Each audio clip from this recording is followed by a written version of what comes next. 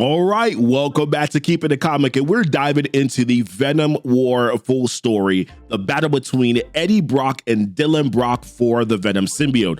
Although this story turned out to be much more than that. Now, for this full story, this will be a combination of the 5 main Venom War issues, along with a few of the tie-ins that help to fill the gaps of information, which really helps to bring this all together when watched all at once. Also, if you want more Venom War tie-ins, I do have a full playlist with 26 videos here on the channel that will be in the description of this video. But without further ado, let's dive right on into this. So right out of the gate, we start out at the Grand Garden Arena in New York City at a live publicized event. So there's a guy there who calls himself Symbiote Smith, the Clintarian Nightmare, who is standing in a ring, and he issues an open challenge to the Unlimited Class Wrestling Federation for his unlimited golden belt. Now, this is a challenge that is open to any man or alien alike. And as challengers start to approach him in the ring, they notice a light. And when they turn around, we see Time Split Eddie Brock coming out of the time stream. Now, all of these symbiotes are Eddie, but just Eddie from different times in his life. We have Wild, there's Tyro, there's Bedlam, and Eddie, who was the only one that has his original human body. Now, for some context, and bear with me here if you already know this, these 4 had teamed up against Meridius after they were thrown into the time stream, which happened, by the way, because Carnage destroyed the Garden of Time. Now, Meridius is another version of Eddie Brock, a temporal version that has lived for a millennia. Now, Meridius is the second to last form of Eddie before he becomes Eventuality, who is someone that we'll talk about a little bit later on. So technically, the Eddies that you see here, Meridius has already lived all of their lives. Meridius originally had one focus, which was Dylan Brock, Eddie's son. He needed to learn how to use the symbiotes on another level, so cue Kang the Conqueror. Kang teaches Eddie how to fight, to shape the symbiotes into weapons, and how to affect time to get his desired results, because Eddie can send his mind throughout time. So this corrupts that Eddie and turns him into Meridius that forgets his true purpose of Dylan and is just trying to become all-powerful.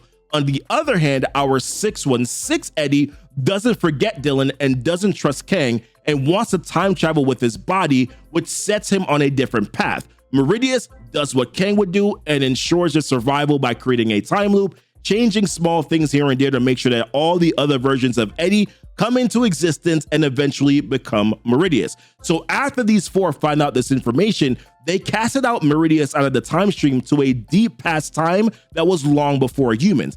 And then they set themselves on this path to come back to Earth to save Dylan. So as we are back in the ring, these Eddies crash this belt contention hard. When Eddie asks this guy, who is he supposed to be? He answers, I'm a symbiote, to which Eddie says, are you now? And then proceeds to beat the crap out of him. And let's just say that the other Eddies, they proceed to do the same to any of the fools that dare to step into the ring.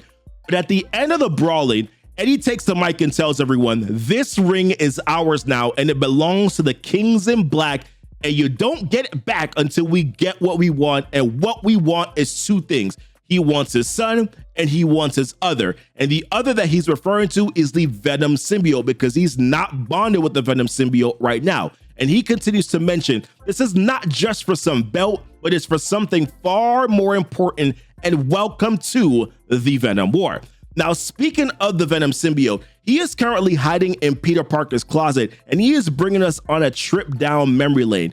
His earliest memory was when he had first gone against what he says his king, where he was later discovered by his first host, whose name was Telkar. Now, Telkar was a Kree soldier who was a part of the Kree Skrull War, and unfortunately for Venom, the first thing that he ever knew was war. He mentioned how Telkar wasn't a true host, but was just someone who controlled him, and in the end, damaged him, and how he felt bad inside for all the things that he did.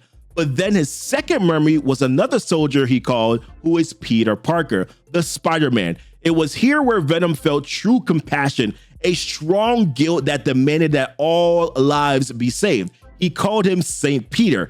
He remembered Peter calling him not bad, which at the moment was very big for Venom because all he knew before that was bad. He took on this war and even piloted Peter's body when he was sleeping to protect people of the world. He mentioned how he wanted to be with him forever and was hurt when Peter tried to destroy him. He hurt him even more when Peter was willing to die just not to be bonded with him anymore. Even then, as he mentioned, he still saved Peter's life and how he still fought for his war against death itself, which is what brought him to Eddie Brock. So he saw that Eddie thought he was bad, that he was poisoned by shame and self-hate, not by the cancer he mentions, which Venom admits he made that whole thing up just to make him stay. Damn it, Venom! Now, Venom felt he had the responsibility to save Eddie that night. Of course, we know the story. Eddie hated Spider-Man after he ruined his career. Venom hated Spider-Man because he rejected him. It was a match made in heaven, or probably most likely hell, that joined them together. Although Venom is trying to convince himself that it was to save Eddie's life, but let's be real, we all know the truth. And Venom mentioned that there were so many more hosts that he had. He mentioned someone named Angelo Fortunato. He mentions Matt Gargan. He mentions even Flash Thompson. But the ones that he's most distraught over here is Dylan Brock. He wanted to protect Dylan, to be his soldier in his war, to save lives, but that ultimately got Dylan killed. So he feels guilty about that. He just feels like he's a parasite overall, and he just ruins overall lives. Now, he doesn't know that Dylan is actually alive. He was told that to be true, that Dylan was brought back to life, but he hasn't seen him yet in the physical, so he doesn't believe it, especially considering that it was Meridius that told him in the first place. Now, speaking of Dylan, he is very much alive, and he is living underground right now in the sewers. Now, in a previous issue, Dylan was confronted by a future version of himself who had told him that it's time to prepare for war. Now, Dylan is a head case right now because leading up to this point, a lot has happened to him. Number one, Carnage killed him. And right before he did that, Carnage showed him all the pain and the suffering that the Venom symbiote had caused with all of his previous hosts, including his father, which caused Dylan to lose the trust in Venom. That opened the door for Carnage to remove the Venom symbiote from Dylan, and then Carnage stabbed him straight through the heart, killing him. Now, after that, Dylan ends up meeting Eventuality, who, as I mentioned earlier, is the final form of Eddie Brock after Meridius. Eventuality gave Dylan the opportunity to ask 5 questions.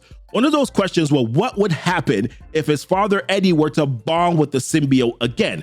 What Eventuality showed was Eddie Brock becoming something that looks like a no, saying that the 9th Cosmos will be the last Cosmos and how it will be the last standing in the void, that we are the anti-all, we are Venom. And that is what Dylan Brock is trying to prevent from happening. Current Dylan and future Dylan are trying to stop this. The issue for Dylan is that it's all too overwhelming and he doesn't really understand what it all means. Future Dylan is telling him, though, that he will understand later on in the future when he is older. Future Dylan also mentions that he has a time machine and that the time machine that he is using is Doom Tech and that he needs Dylan to help him in order to kill the future. He discussed how there are 3 main points in the past that he needs to push on, and if done right, the future will be killed. He plans on making current Dylan a weapon, which I'm not gonna lie to you, kind of just makes him sound like Meridius.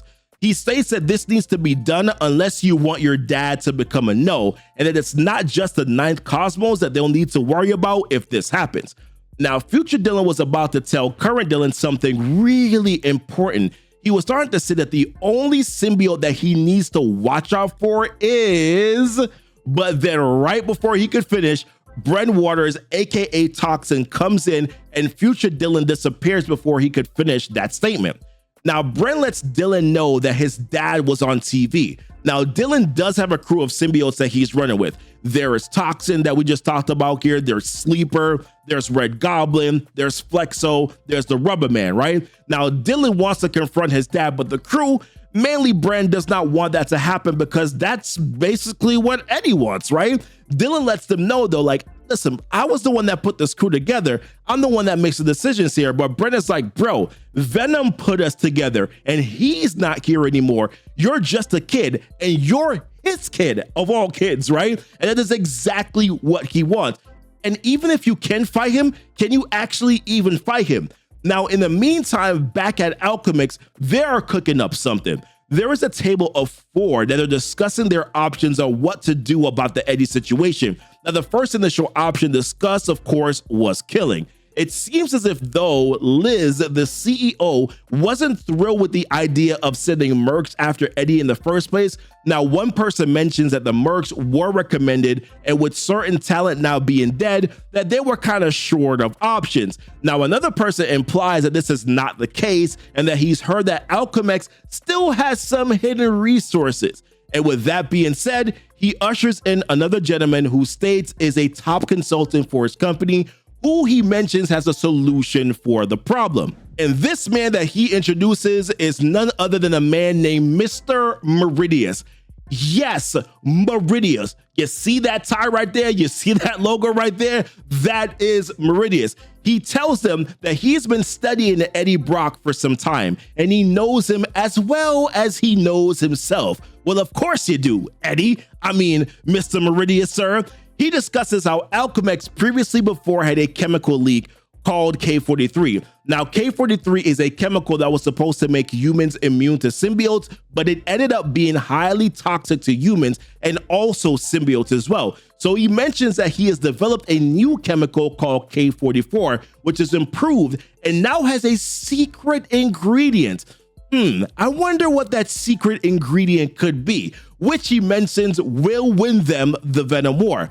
Now, back at Peter's apartment, Peter saw Eddie on the TV, and when he goes to his closet to put on his suit, guess what he finds? The Venom Symbiote. Now, the reason why Venom was hiding in the closet in the first place is because he knew that Peter would be the one person that would not try to bond with him. Venom explains to Peter that he feels that he is no good for either Dylan or Eddie right now, and that they are both better off without Venom, to which Peter disagrees, saying that it is very clear that Eddie is not good without him, and he believes that at least he could be providing some sort of guidance for Dylan. Now, Venom is letting Peter know that Dylan knows too much about Venom's past and the things that he has done, which is the reason why he can never bond with him again. Now, Venom is essentially pleading to Peter to have Peter help them instead. But Peter is not giving up on Venom.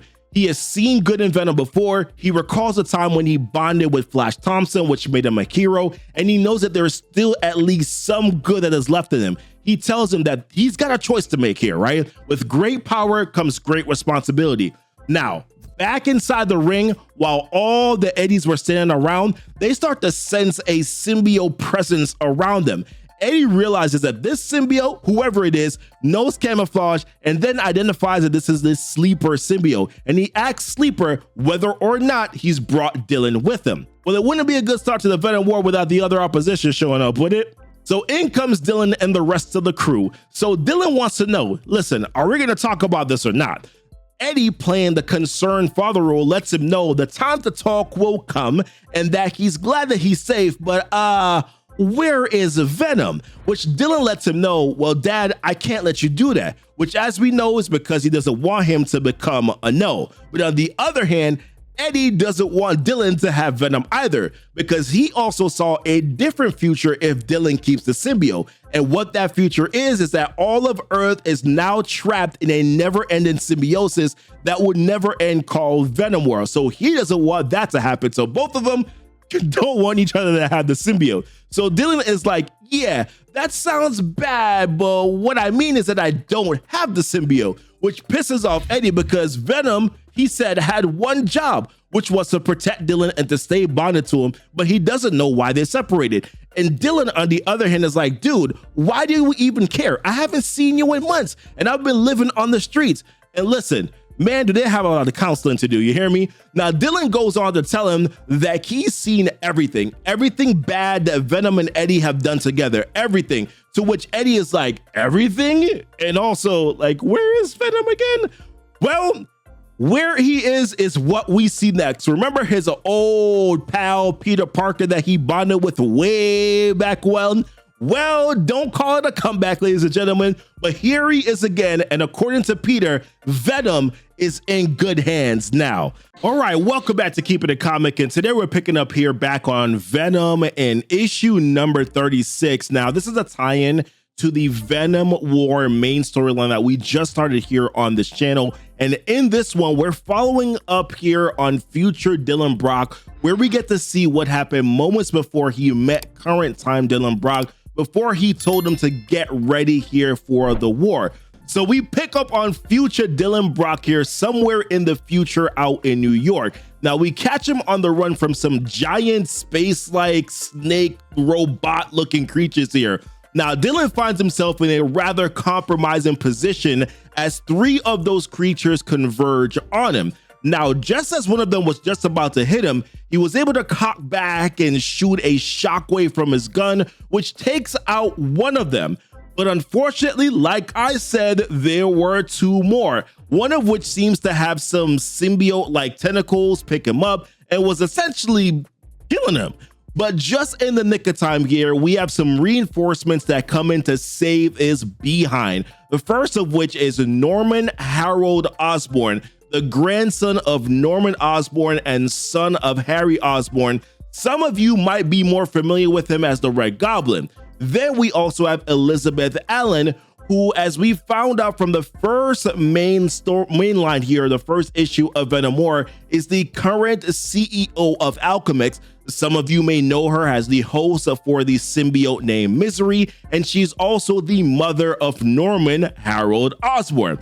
Now, while Dylan is alive because of them, he is not necessarily thrilled to see them because he knows with them being out in the open air that the radiation is going to burn their brains out, as he says. But he also knows that they're putting themselves in a lot of danger with those creatures around, because we are seeing here, like what we're seeing here in the future is indeed the end of the world. Now, the creatures are hunting people down and the world basically just looks like rubble. But Liz and Normie, they don't much care, right? They are willing to sacrifice themselves. Hence the reason why Liz, in response to his statement about their brains being burnt out, is like, listen, if you make it, it's not going to matter, will it, right? Because ultimately, like, they're willing to sacrifice themselves in order to prevent the end of the world. Now, I know you're probably also wondering, who was that person that's swinging through behind him? Well, that is none other than Bailey Briggs, aka Spider-Boy. Yep, he's not much of a boy anymore in the future, and he mentions that there are more of these creatures that are coming in. In fact, there are dozens of them coming in. Now, unfortunately, everyone here except Dylan is about to die, which is the reason why we basically see Dylan saying here, I love you all are everything to me. And with that being said, we see more of those creatures flying in. Liz goes and attacks first because she doesn't want to have to see her son Norman die, while Normie screams after her and then goes straight into his demise as well, followed by Bailey. And then Dylan mentions in his thoughts that if he had known that by the end of this, that this would happen, meaning that if he had to watch them die, he would have forgotten them all, is what he says, that maybe he never would have left. To which my question is, why would he forget them? What exactly is this plan that he has to which every friend that he had left was willing to sacrifice for it? Well, to kind of start to unravel that puzzle, we have to jump back to the current time for that. Now, in the current timeline here, we pick up on future Dylan speaking with the current time Dylan. Now, this happened back in the first issue here of the main Venom War storyline, but they included it in this issue as well, but this time from future Dylan's perspective. Now, there is so much that future Dylan wants to tell current Dylan. He mentions how he thought the hardest part of this mission would be to convince current Dylan of who he was. However, he finds that the hardest part is all the things that he doesn't tell him. He mentions how he wants to tell him to stay with her, which, by the way, we have no idea who her is. He mentions another thing about not pulling the trigger and a few other things as well. But he abstains because he realizes that he is not here to correct the mistakes of a young boy, and that there's a much bigger mission here that is of more importance, obviously, and that is this, that he needs to kill the future. And he mentions that. He says that there are 3 points in the past that he needs to push on in order to do so. So my interpretation of this is that he wants to find a way, right, that Eddie Brock never bonds with the Venom symbiote, which would prevent all this from happening in the first place. It would prevent, right, the future world that Dylan is from, that he's seen so far. And it would also prevent Dylan from existing as well. And it's kind of funny because, like, ironically, he needs current Dylan to help him to do that. which is kind of what I believe he's keeping from Dylan, right? Like what's one of the big major things that he's keeping here from current Dylan. So he needs current Dylan to be able to help him to do so, and he needs current Dylan to become a weapon. And if this doesn't work, his father, Eddie Brock, will become a no, and the entire world will be destroyed. So after this conversation here with Dylan, he goes back even further into the past here to make progress towards that goal. So he ends up scaring the crap out of some civilians in the process, but here he is looking for what he says is a man with molten skin, who was reported to have plowed through the streets like a Sherman tank. And guess who shows up? This gold man walking in the middle of the street, and as a civilian driver honks at him because, dude, you're walking in the middle of the road, right?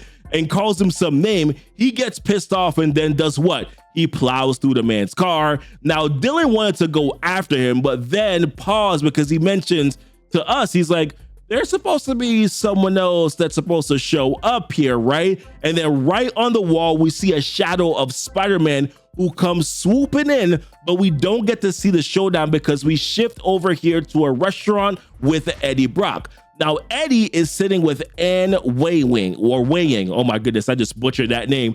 Now, she is Dylan Brock's mom, right? Now, Eddie doesn't notice that there is a man over to his left that is watching him from the next table over. And as it pertains to where the molten man is right now, Dylan knows that both Eddie and Anne would not be too far away from where he is, and that kind of plays into the story a little bit here. Now, Eddie and Anne have been at this restaurant now for quite some time, from like breakfast to dinner to breakfast. Like they've been here for quite some time, and Eddie and Anne are playing this game where Eddie's trying to like guess what Anne's middle name is. Now, Dylan mentions that the man over at the other table as well is like listening to their conversation and how he finds their conversation to be lacking of any sort of significance. And in fact, that he finds human mating rituals perplexing. So that leaves us to ask the question here, like, who is this guy and where is he from? So one of the waiters comes over and then interrupts the conversation between Eddie here and Anne.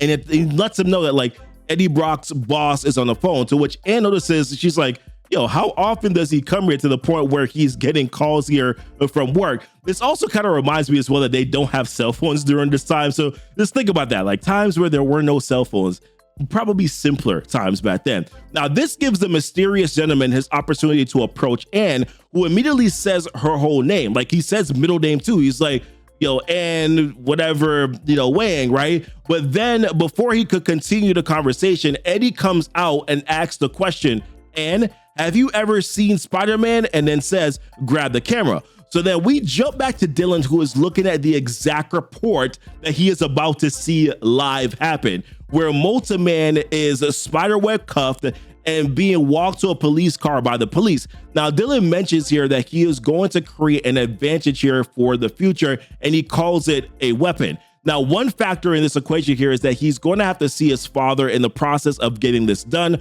Also, who is that interesting person swinging on a spider web up top above him?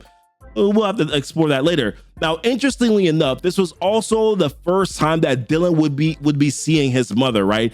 Eddie and Anne, they were separated when he was born, and she was dead before Dylan could even walk. So this is the first time he's gonna like see her, in person here. Now, unsurprisingly, Molten Man escapes because, let's be real, it looked kind of comical that this dude was just being like handcuffed by spider webs in the first place. It just looked kind of silly. So he breaks through those, right? Which then causes Dylan to kind of step in here. And I forgot to mention this, by the way, there are certain times like when Dylan is thinking that you see like this like Venom thought bubble, like the black bubble with like the white text. And then there are other times where he's thinking and you just see like the regular block with the white background. And when he talks, it's like the regular white background. I just thought it was kind of interesting. So clearly like the Venom symbiote or some symbiote is still bonded with him right now. So Dylan steps in to try and stop Molten Man from destroying these cops, I guess, only to catch like a solid golden hook to the face, which gives Molten Man the opportunity to try and escape here. So Dylan symbiotes back on his combat suit gear and then goes after him down the alley. Now he fires a gun like that shoots out fire at him here, to kind of like slow him down. Now, I assume he was trying to kind of like melt him, but then he uses a like symbiote arm needle to extract something from his body, which clearly means that before, like that fire that he was shooting was probably to kind of just like soften up his skin so that he could kind of do this thing and started to extract the stuff from him. Now, either way here, he has him down, and it seems as if though that like his plan is kind of working. At least the initial parts of his plan are working here. I don't know. But then Spider-Man shows up. By the way, classic Spider-Man suit with the wings under it. Oh my goodness, this thing looks so good. And now my question is, where does this go from here? All right, welcome back to Keepin' the Comic, and we're picking up here on issue number 2 of the main Venom War comic storyline. And this one is phenomenal.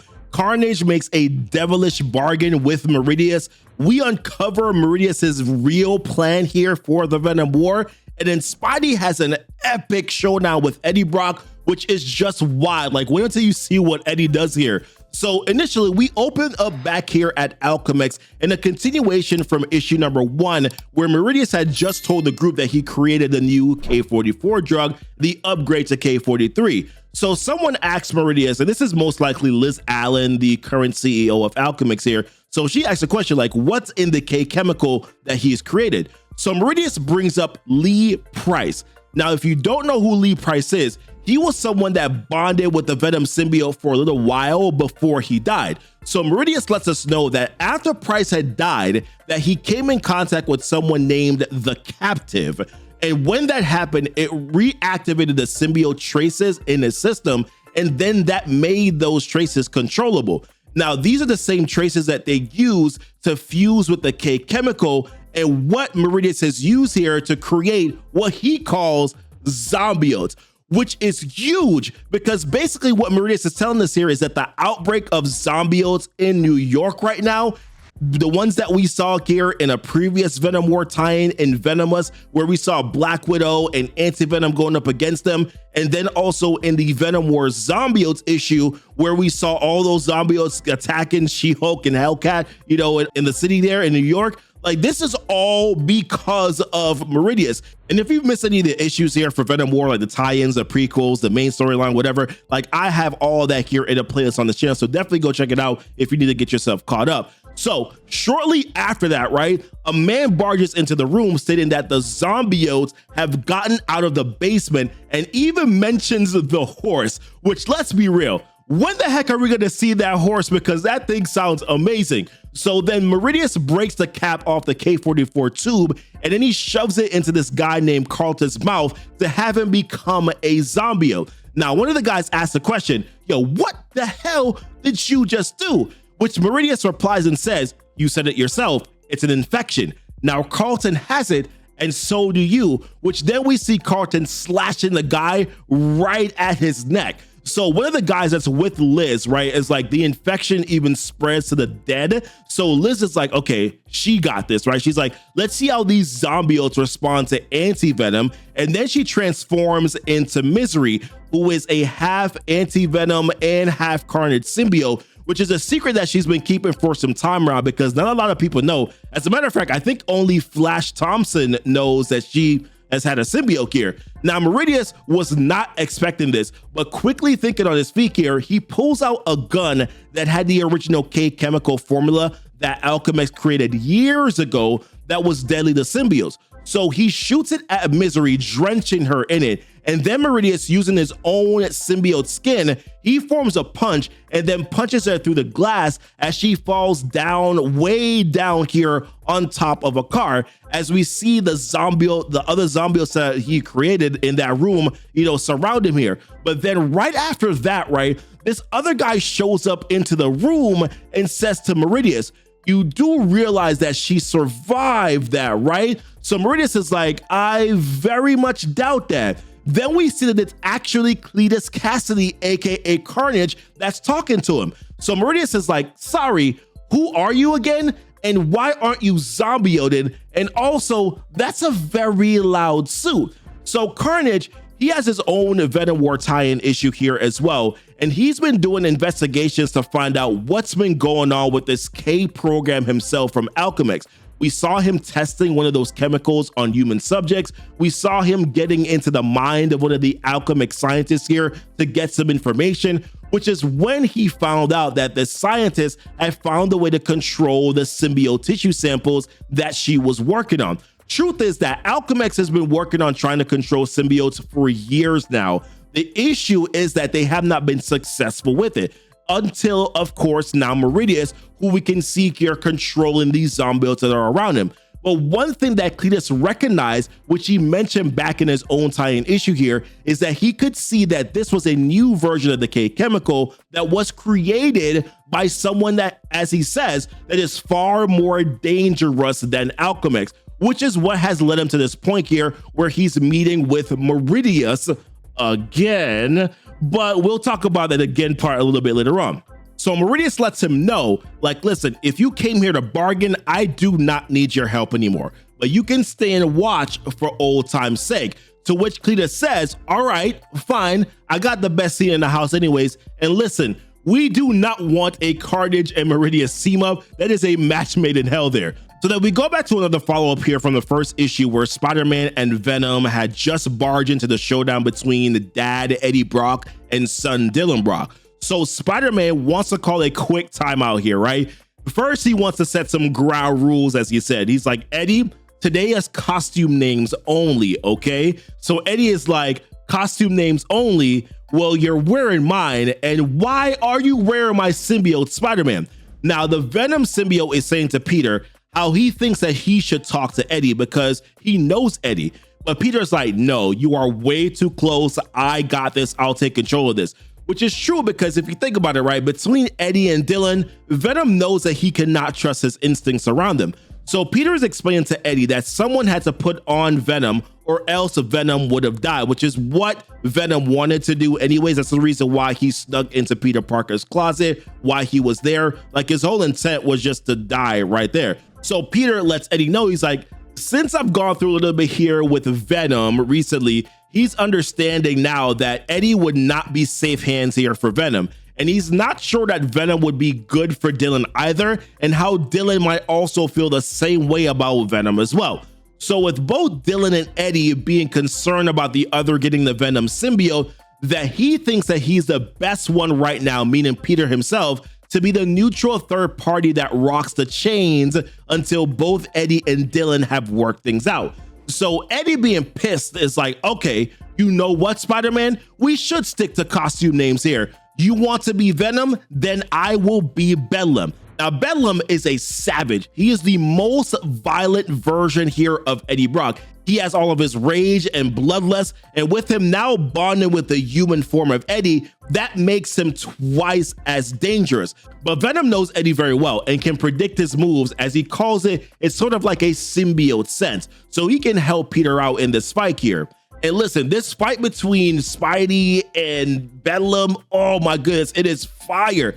Because you can see, along with Peter's reflexes and Venom's symbiote sense, that the movement between both of them, as he says, is very easy. It's very fluid, right? And there's a scene where Peter's arm stretches and then connects with the face of Bedlam, which just looks so visually appealing. It's amazing, man. So Venom is like, I'm not enjoying fighting Eddie, but then in another note, he's like, but am I at the same time, right? So meanwhile, Dylan's crew here, they're off to the side and they're like, oh shoot, the grown-ups are fighting. So Toxin is asking the question. He's like, okay, so which side are we on here? And then Sleeper, the other symbiote, is like, are we picking sides? So then go back to Toxin here. Toxin is basically like, listen, the situation could work for us here, right? We don't want your dad getting Venom. Spider-Man is a hero. He was an Avenger. Him keeping Venom is the best case scenario here. And then Sleeper is like, well, Toxin kind of has a point. Spider-Man would be a very responsible host. There is really no downside to this unless Dylan, do you want the symbiote back? So meanwhile, right, in the fight, Peter starts singing and he's like, when a problem comes along, you must whip it real good while throwing both chains and spiderwebs here at Bedlam at the same time. So Bedlam, Eddie grabs the web and tosses him outside of the ring. So one of the announcer guys that is still there, by the way, for whichever reason, he says, hey, Peter, long time no see, right? So then Peter's like, listen, it is not a good time right now. So then the announcer asks Peter if he can just say a few quick words for the fans and then listen.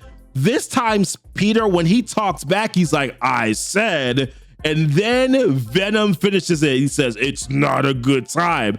So now we're starting to see Spider-Man's rage coming out here. So Wild, another version of Eddie Brock here, is like, listen, Eddie, Bedlam, Peter is starting to lose it. Let's turn the heat down a little bit on this. But then Bedlam is like, turn the heat down? Hell no, let's turn the heat up. So he picks up Tyro and Wild, and Eddie basically kind of just eats them, which is basically what Spidey asks, like, if he did. So Bedlam lets him know, listen, they are weak. Now their mass makes us stronger, and their pain makes us stronger as well. So now we're looking at this massive, and I mean massive, Eddie Brocks, and Peter's rage is starting to increase as well. Although Venom is kind of asking the question, he's like, is this Peter or is this because of my influence? And the way I see it, it's probably because of both. So then Dylan, right? He finally starts speaking to the group because this entire time he's been quiet here. So he tells Flexo and Sleeper to form onto him. And when they do, he shouts out to Bedlam and Spidey. And he's like, both of you stand down or take it up with the Prince in Black. And listen to me, man. I know some of you guys probably like this here, the Prince in Black thing, but I thought this thing was corny as heck. But listen, if y'all like it, y'all like it. That's just me, okay? So then back with Meridius, right? He's admiring right now his Symbiote play that has been spreading through the entirety here of New York. Like this dude's plan, like Meridius's plan is this, right? He wants to create his garden here on Earth. So the Garden of Time was destroyed by Carnage in previous Venom issues here. So what he's trying to do right now is that he's trying to build that garden here on Earth. So what he intends to do here is he intends to wait until his symbiotes pretty much basically cover up the entirety of New York and further on. And then later on, he's going to be able to get the Venom symbiote. So he's basically just sitting here in his chair, just waiting for all of this to happen. So then Cletus says to him, well, Cletus would have called that boring, to which Meridius is like, he's not here. And Cletus is like, long story. Because technically Cletus died, but then he was formed again because of Carnage. The story gets really complex, and I'm 100% oversimplifying it right now. I don't really want to get into it, but let's just leave it where it is, right? That is not the original Cletus that we're looking at right now. So Cletus then says how he finds this version of Meridius fascinating. So Meridius, recalling the last meeting with Carnage where he destroyed his garden, he doesn't seem very thrilled to hear that, and then asks him the question, why are you here now? What do you want? Which then Carnage says, what does any good Satan figure want? The soul of Eddie Brock gift wrapped. And then we see this insane looking, really good, like I'm telling you guys, the art on this Carnage right now is amazing. It is absolutely ridiculous right now what we're seeing. And the thing is with Carnage, ever since he got rid of all of his weaknesses as a symbiote gear, his ultimate goal has been this. So in a way right now, the deal could work between him and Meridius, right? Where Meridius wants the Venom symbiote and Carnage wants Eddie Brock. It's a match made in hell, like I said before.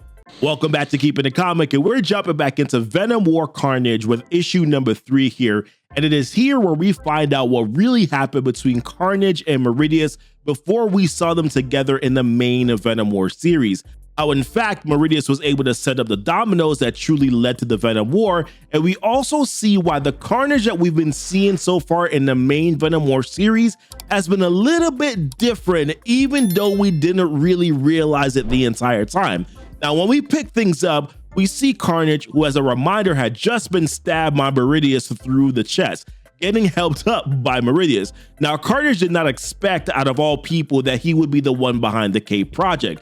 Now, Carnage is also a little confused because he thought that he had killed Meridius way back when he had destroyed Meridius's garden, but Meridius lets him know that all he did was rip Meridius into pieces, which ultimately just sent him back to the beginning of time, which is not entirely true because it was actually the other Eddie Brock, Tyro, Wild, Bedlam, and our Eddie that has sent him back to the beginning of time when they were stuck in the time stream. So Carnage, believing that practice makes perfect, decide to try and finish the job by attacking Meridius. But Meridius fights back because, as he puts it, he's been waiting since the beginning of time and he is not going to let Carnage stop him now. So as Carnage continues to attack, Cletus Cassidy is remaining silent as Carnage says, "If I had all the time in the world, I would not be hiding beneath it. I would run it." But Meridius, knowing Carnage, understands that all Carnage really would do is destroy it. So Meridius has finally had enough with this fight and decides to rip Carnage's head off clean. He lets Carnage know that he just wants to talk and how he knows Carnage has questions, and if he calms down, he will answer them. So Carnage, the talking head now, asks Meridius if it was him. The weapons, all the chemical nonsense, if it was all him. So Meridius lets him know, yes, I have been waiting, planning since the beginning of time, how he has been laying dormant through most of it. For the first millennium, he made sure not to disturb the past, but how some years ago, he realized that the future that he wanted would not happen unless he made some changes. How we met a man from the future, his future, how that future was not the Eden that he had planned for. So being curious, and with this man having the husk of a symbiote, he decided to take his mind. And this is where we find out that this was actually Dylan Brock that he's talking about. Now, it's unclear if this was the Dylan Brock that we've seen in the current Venom issue right now. It is also a tie-in to Venom War, the one that just met with Doctor Strange and made a deal with Chthon, because if it is, they are ultimately screwed. But based on what he says next, it allows me to believe it possibly could be, but it's not entirely clear at the same time. So Meridius mentions how he saw the destruction, a world that was lifeless and cold. He saw humanity fight. He saw the half machines, the half symbiotes. He felt the poison that they used to kill their enemy. Agony, as he explains it, like he has never experienced before, nor as he's experienced after. How he was hurt, he was humbled, but in that disgrace, he saw potential. It was in that moment when that poison that he felt, he realized that he could actually use it, which is what he did. He used it to create the K Project, as the humans call it. So he then explains to Carnage to think of it as Clintar, a life essence, deadly or life-given, black or white, but it has many potential applications, as you have seen, referring to the zombies that he's created as well from it. Then he mentions how they came up with most of them. So when he walks through the door, we see humans, or what we think are humans. This is the they that he was talking about. Living people piled on top of each other, all looking like they are stuck together in what looks like a garden that he has created. Like he said, they are the ones that are creating this chemical. Meridius is explaining how he's surprised that humans would not be bothered by what he's creating, this potential enslavement and destruction, as he calls it. How he expected them to refuse, but instead they heard his sales pitch, and even though they didn't need to hear it, they went along with it.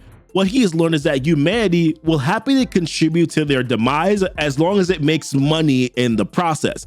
Now, Cletus, who has not spoken this entire time, starts speaking with the Carnage symbiote. Cletus doesn't like how things look. Number one, they're in the garden where all the chemical stuff is that could hurt them. He's looking at the garden and he's like, the only god that is here right now is certainly not the Carnage symbiote. But Carnage thinks Cletus is wrong because the symbiote thinks that if he could have this power, it would be able to rule everyone.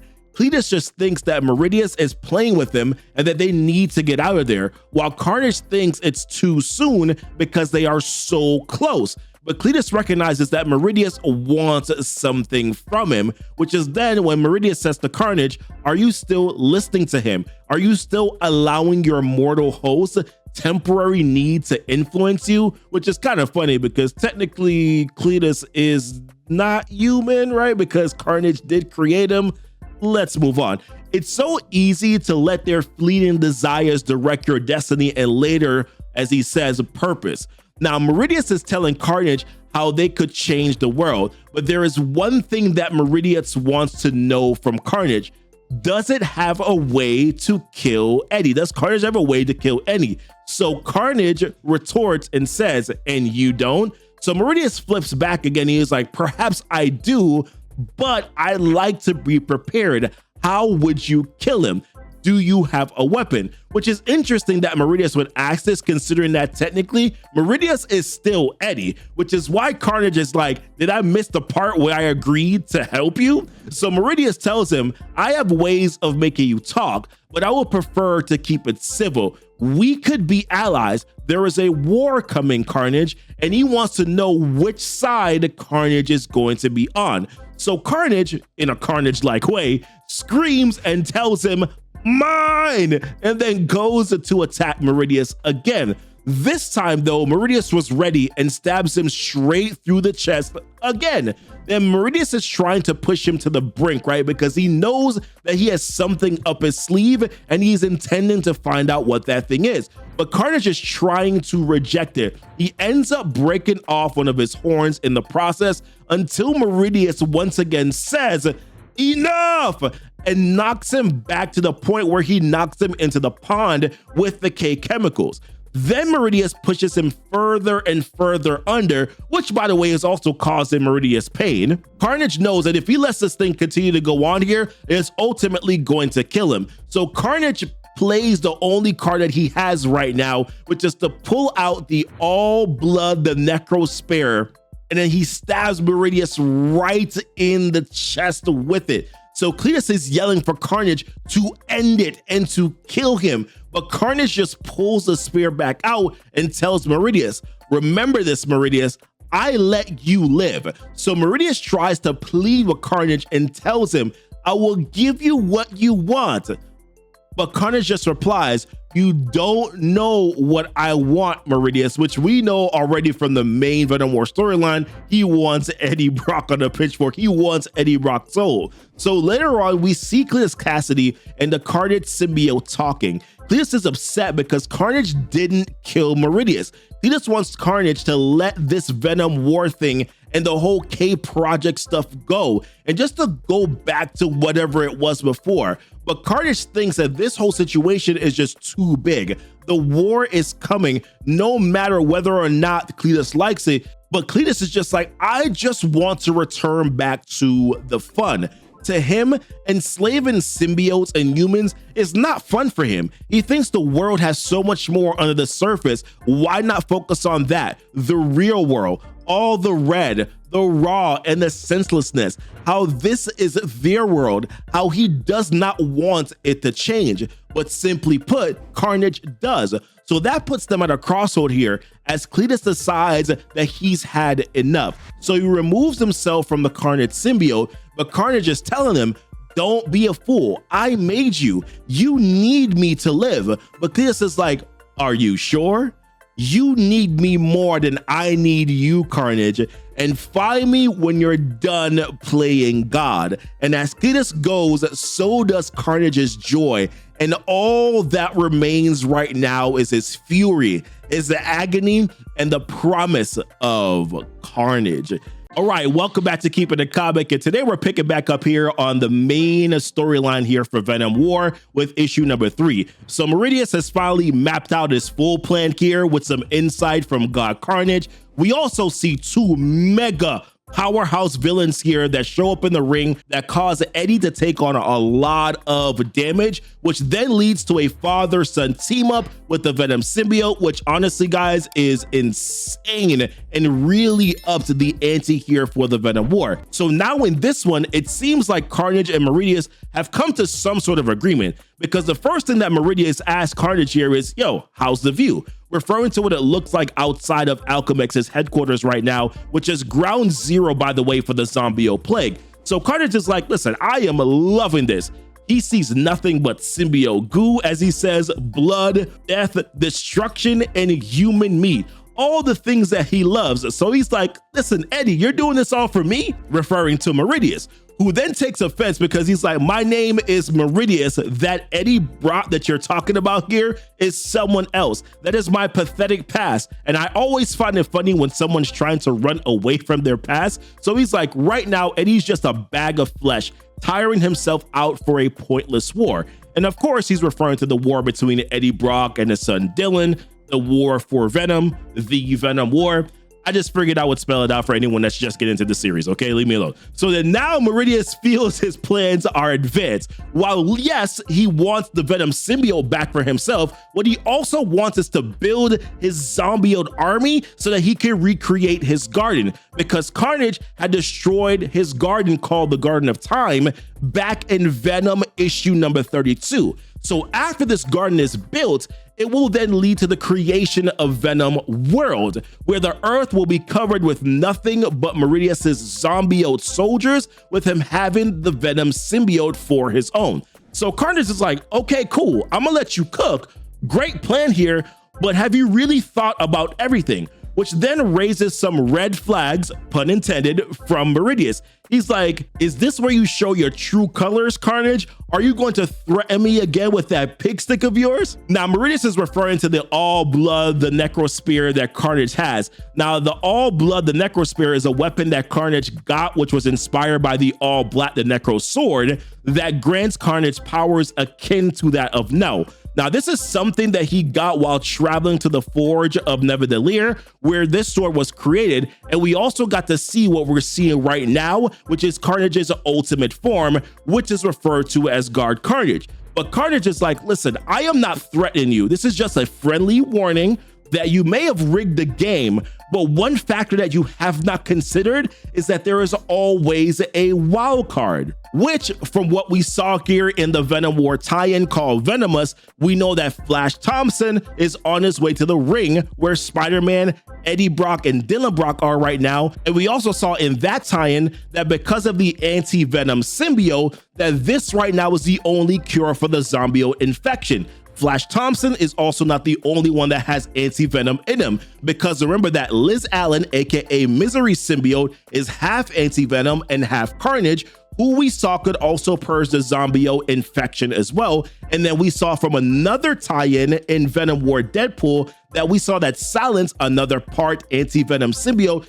can also cure the zombiote infection as well. Something that Meridius probably has no clue about right now. So then in this issue, we see Flash Thompson, who was on his way to the ring. We see him actually show up, and then he fires off some of that anti-venom matter blast or whatever to then cure an older man from the zombiote infection. So it's going to be very interesting here to see how they kind of all play these three symbiotes together to be able to kind of cure the entire New York City. Now, speaking of the ring here, when we jump back into that, the first thing we see is Red Goblin and Toxin talking to each other. So Red Goblin starts saying, Kang. So Toxin is like, huh? Like, what's that about? So Goblin is like, nothing. But then there's this other like little chat bubble that pops up that says, don't act up, Raxco. So I'm like, once again, like, what the heck is going on right now? Which is something that we'll find out a little bit later on. So inside the ring, the Prince in Black, Dylan Brock, which by the way, guys, I am not a huge fan of that name,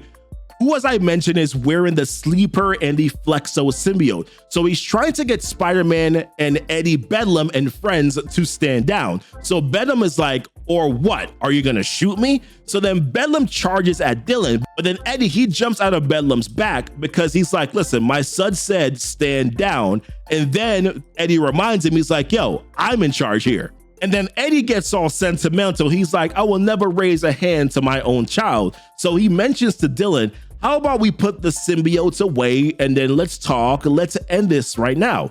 To which Dylan looks like he's willing to comply, but then something weird starts happening. Some voice starts talking to Flexo. It turns out that Dr. Doom from far in the past was talking to the Flexo symbiote. So he's telling Flexo to remember. So Flexo is like, Metalface? Referring to Dr. Doom, remember what? So then Doom is like, remember that Eddie Brock, when the time is right, you will be my hand of vengeance against him, and his own son will be your weapon. So then Flexo raises up his hand and then fires off multiple rounds at Eddie Brock, which then leaves Eddie lying in the ring in a pool of blood. And here's the thing too, he can't heal. And the reason why, Doom explains a little bit later on. So then he says this to Flexo. So he says to Flexo, I will teach you a variation on the ovoid mind exchange process. I hope I said that right. That discloses an opponent's psyche so that Doom's may replace it. At the proper moment, when Brock is no longer reinforced by his symbiote, this will shift his soul out of alignment with his physical form. Once you've disrupted his control over his physical body, damage him faster than he could heal. Convey my vengeance and yours. Destroy Eddie Brock by his son's own hands, which basically what's happening here is that Flexo is not in control of his own functions right now. So when Flexo gets ready to finish the job, of course, through Dr. Doom, Dylan tries to get the Sleeper symbiote, who was also still attached to him, to help to stop Flexo. But Sleeper is like, Flexo is too strong, to which Flexo says, nah, Metalface is stronger, confirming that Doom is the one that's in control right now. So Flexo throws the Sleeper symbiote off. Then Toxin tries to jump in while telling Goblin, who by the way is still saying Kang, to stay back. So then Toxin gets yeeted, which then leaves Spider-Man to try and come to the rescue. But listen, that doesn't work either because Bedlam's dumbass is like, no distractions, let them fight, it makes us stronger. So then he knocks Spider-Man all the way down to the ground viciously. Then once again, Goblin says Kang, and I'm like, what the hell is going on here? Why does he keep saying that? So then Kang pops up out of nowhere, and Kang is like, Normie Osborn, is it? Because he knows the Goblin symbiote, but not quite as familiar with Normie. So then he goes on and continues. He says, history does not remember you fondly, Normie, and I am history. I am Kang. If you're hearing this, it means the program I encoded into the Rascal symbiote has activated.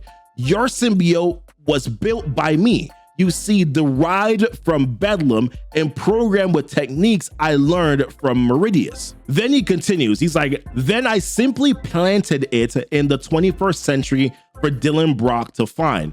Sounds complicated? Welcome to my world and to my war. You haven't seen anything yet, and neither has Doom.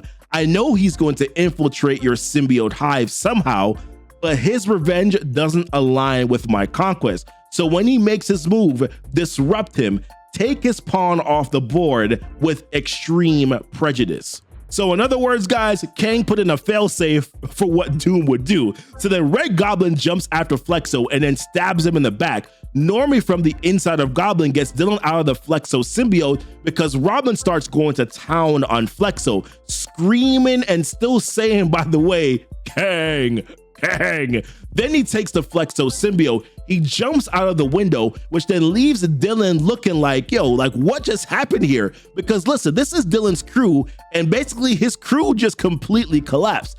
And apparently what happens with these guys like Roblin and of course Flexo and of course Kang and Doom is going to be flushed out here in another Venom War tie-in, which is going to be called Venom War Fantastic Four issue #1. Now after that here, Bedlam starts going on about how he hates Spider-Man, and then he picks him up and starts choking him. So then Spider-Man shouts over to the announcers to have them play some old school music really loudly so that it would affect Bedlam, which works, knocking Bedlam on the ground, but it also affects the Venom symbiote, which Venom tells Spider-Man, but Spider-Man knows that Venom is more used to it, so he knows how to deal with it better, while Bedlam does not. But then they shift their eyes over to Eddie, because remember, dude has been bleeding out in the ring the entire time. And Peter knows that in order for Eddie to heal, that he needs a symbiote. The thing is that Toxin already has a host. Sleeper needs to heal from all that just happened. And for Venom, this is the exact same thing that they were all trying to avoid. And this is rough, right? Because Dylan is crying profusely over his dad because he's seeing that, listen, if nothing happens right now, he is gone. So then Venom is battling this inner fight right now. He thought it was best for him to not be around either one of them. But in the end, he's sort of realizing right now that like they both still need him. So Spider-Man is like, listen, Bedlam is going to get back up and you need to make a decision here. You choose which one you're going to bond with. So then he lets go of the Venom symbiote, and as he shoots off Peter, Venom's realizing kind of like the irony of everything here. He's like, neither Eddie nor Dylan wanted the other one to have him because of the terrible future that they saw of each other. Peter thought the best solution was for neither of them to have him, so Peter would wear him instead. But then Venom now realizes that there was a better answer to this whole thing the entire time. He realizes that he doesn't have to choose. He realizes that it's not one or the other. In fact, he realizes that Venom, Eddie, and Dylan Brock, that we are Venom. And yes, after both of them trying to prevent the other from bonding with Venom, what happens now is that they are all bonded together. All minds are linked, or at least Venom is linked with the mind of Dylan and linked with the mind here of Eddie. And I cannot wait to see what happens next. All right, welcome back to Keepin' It Comic, and we're jumping back into another Venom issue here, and this one ties back into Venom War, and it follows up on old man Dylan Brock, who traveled back to the past and ended up bumping into Spider-Man, which leads to a little bit of a showdown here. But this right here is the big one. Dylan also meets up with the Sorcerer Supreme, and this is going to be the start of a really wild journey here to prevent or stop the Venom War. So we pick up this story right when Dylan had just been confronted by Peter Parker Spider-Man. Now, what Dylan is doing here is that he was extracting liquid alloy from Multiman to use it for something related to the Venom War. Now, he was interrupted by Peter Parker Spider-Man here, who at this point in time had not yet met Venom or any other symbiote for that matter. So Peter is trying to tell him, hey, I don't want to hurt the elderly, while Dylan tells him back, he's like, well, I don't want to hurt you either, Spider-Man. Then right then, when Dylan says that, Venom decides to drop his 2 cents and says, but I don't mind, and then cloaks himself over Dylan. Now, Dylan is pleading with Venom not to hurt Spider-Man because, as he says, he is not our enemy. Now, to me personally, seeing Venom here was a little bit unexpected because, as we know, as it pertains to the Venom War, neither Eddie Brock nor Dylan Brock want the other person to have the Venom symbiote due to the prophetic visions of the other leading the world to doom if that does happen. So it's interesting that now Dylan is bonded with him. Additionally, the Venom symbiote seems to be upset with Peter, or at least annoyed with Peter, right? Which, as we currently know from the main Venom War storyline, that Peter and Venom have made amends. So I can only wonder, did something else happen after they made amends, which then leads to Dylan being with the Venom symbiote again? Or is this Venom that one that never made amends with Peter Parker in the first place? And what is currently happening right now in the main Venom War storyline with Peter being at least right now with the Venom symbiote, a way of like history correcting itself to prevent Dylan's horrible future? I guess we'll just have to see, right? So either way, as we get back into the action here, we see Dylan pop out of Venom and starts talking to Peter, letting him know that he knows that Peter is about to miss his graduation, which throws Peter off because he's like, hey, do I know you? So Dylan tries to explain, not yet, but at some point in time in the future, they are friends, or at least they're allies. Now, Dylan tries to get Peter back on task here by explaining to him that he needs to get back to Multiman because this dude is escaping, and number one, that is his purpose for this day. So he's kind of like trying not to mess with time in a sense here by getting Peter to go back to his task. So Peter then webs him up, and then he goes after Multiman saying, I can do both, which then gives Dylan and Venom the opportunity here to escape. But before they could fully make their getaway, we catch a glimpse here of him seeing both his mom and dad actually happy together, as he says, a sight that he never got to see because his mom, Anne, died when he was very young. Now, a little bit later on here, we see them outside of Doctor Strange's home in the Sanctum Sanctorum. We also see a man in the back in the shadows that Dylan has no idea is there watching him. Now, this is the same man that was seen spying on Eddie Brock and Anne Weying, Dylan's mother, in the last issue here of Venom. And later on here, we find out that this man is actually Meridius. So even though Dylan believes that he is on this secret mission, Meridius has been watching this whole time, but due to Doctor Strange's abilities, he's not able to see what's going on here once they get on the inside. Now, one thing that Meridius has here is the ability to travel through time since his training with Kang the Conqueror. So this is another moment where we see he's traveling to make sure that things happen to ensure that whatever he wants in the future, that he's able to get it, which is the reason why we saw him watching Eddie Brock here in the last issue.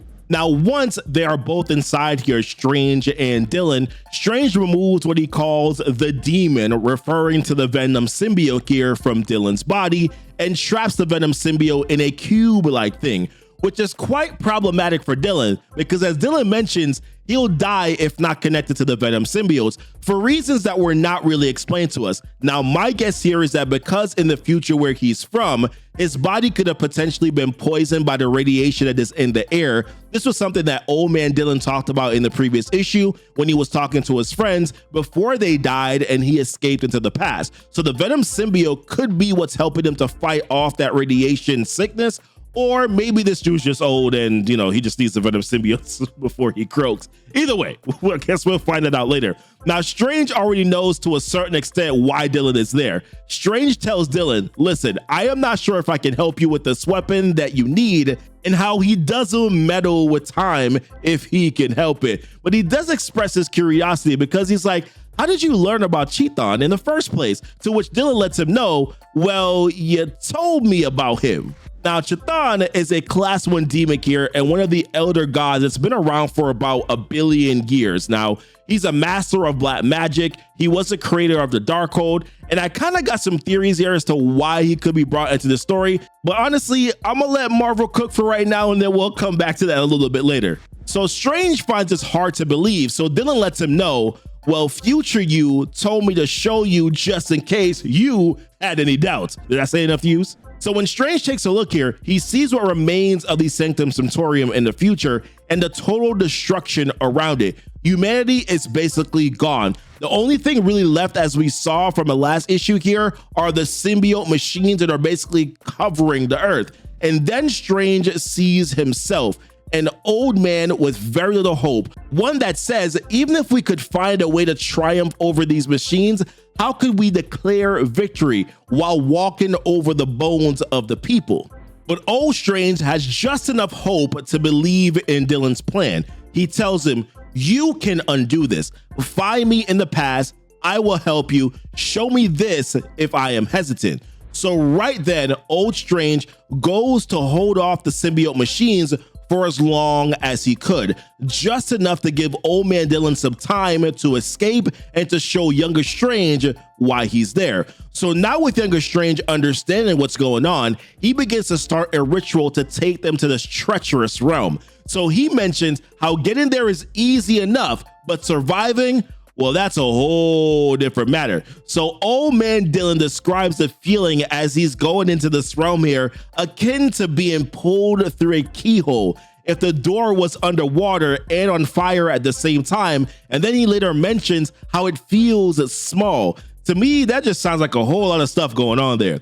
So when they arrive, Strange warns Dylan not to make any deals with demons and not to give anything away. And immediately they encounter 2 little children who can sense that Dylan has 2 minds, speaking of him and the Venom symbiote, and that Strange is a sorcerer. They say, come on down from there, which is now when we finally see that like Strange and Dylan were upside down. So they offer to help, of course, for a price, which Dylan remembers, no deals. Dr. Strange said no deals. So then Strange asks a question, hey, we're looking for the heart. Do you know the way? And then once again, the little say, we can show you, but for a price. But Dylan sees something. When Strange turns around to see what it is, we see all the things, all the uglies. One yells, spies, kill them.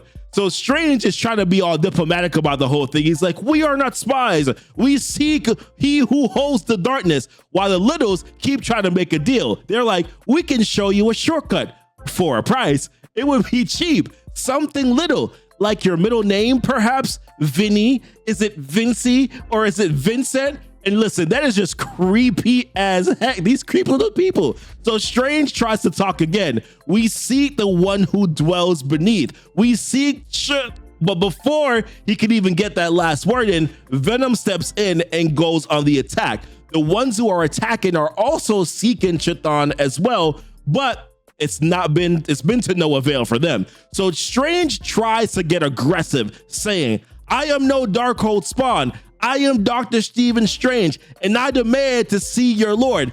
And just as he says that, the ground starts to shake. And then one of the littles says, Vincent, which is just still creepy if you ask me. Save us, because like, how do they know, you know? And while some of the uglies are also starting to fall as well, the voice from down below says, visitors, bring them to me. Now, when they see him for the first time, Dylan recognizes the place around them. That's because this is the future that he knows, the future where he's from. Now, when Dylan asks a question like, yo, are you? And Chthon then replies, he's like, I am the Lord below, or in this case, above. Now, Chthon knows why Dylan is there, which of course is to ask for his help. He even knows his name and mentions how he's broken the world, confirming that Dylan has something to do with how his future is the way that it is. Now, Chthon mentions how he likes this quiet, peaceful, in a way, dystopian future. However, things don't stay silent for long as he hears some noise coming from a close location. Now, Dylan recognizes that sound. It's the same sound that he is all too familiar with from his future. It's the same sound that, as he says, they make when they hunt. In a matter of moments, we see those same creatures that we saw in Venom issue number 36, the half symbiote, half machines. Dylan is able to take out one of them, and then he goes to draw the other two away from everyone else. Now, this time, he's not so lucky, as one of them starts to grab him by the neck. Now, instinctively, he is able to fire off one of his magma rounds, which takes the last one of them down. But that one still had his tendrils on him, and it shocks him a little bit here. Now, one thing that Chthon would like to know after seeing all this, he's like, listen, these things are half symbiote and half machine. Why did you think nukes would be the correct answer to this? Then he makes this joke about how they've been taking bets on how long it would be before humanity nuked themselves to oblivion. And he was like, I had my money on 1962, referring to the Cuban Missile Crisis. So Dylan shrugs it off, and then he asks a question. He's like, yo, can you help us? Can you help me? We have to stop this. But Chthon thinks his plan is a little desperate and also feeble. He then shows him his father, Eddie, with his mom, Anne Weying, who Dylan had seen when he traveled back to the past now. Now, Chthon wants to know, when you were there, why didn't you just shoot him? And then he asked him again. He was like, wouldn't it have been easier just to do this? Also, he kind of like entices him on a little bit here and says, also, you can do it now if you want. Now, the reason Chthon is doing this here is because he feels like he's been asked to give something when he feels like Dylan is not prepared to give up anything else himself. But then Dylan explains if he thought it would help, he would take out his father. Shoot, he's like, listen, I would take my own life or give my own life if that would help. Which honestly, guys, is just going to play into what Chthon wants later. Now, in the last test here, Dylan sees the creepy little children again, that they're being chased by these machines. And Dylan is like, we have to do something. So Chthon flips this and says, okay, Dylan, you choose. I'll save them or you. So what Dylan does is that he gets the children to safety. Then he tells Chthon that he will hold them off, referring to the machines. Now, when he heads back out, it does not go well. More tendrils wrap around Dylan and through Dylan, I might add, which causes the Venom Symbiote to cloak over him. But that doesn't even save him either, as he looks like he's about to implode from the inside out. But then it stops, and we see Chthon on his throne with Strange and the others around him, because this entire thing, the entire time, was not real. So Chthon tells Strange how foolish it was to come here, mentioning how he's been around since before man and will be there after man, so why would he involve himself in the downfall of their world? So Strange hits him with a clapback and says, does it not bother you that humanity will end without your permission or influence? Which of course catches Chthon, because he's like, oh, okay, I see you, smart wizard. So later on, the children mention how Dylan has passed the test. So Chthon is like, all right, I'll help you,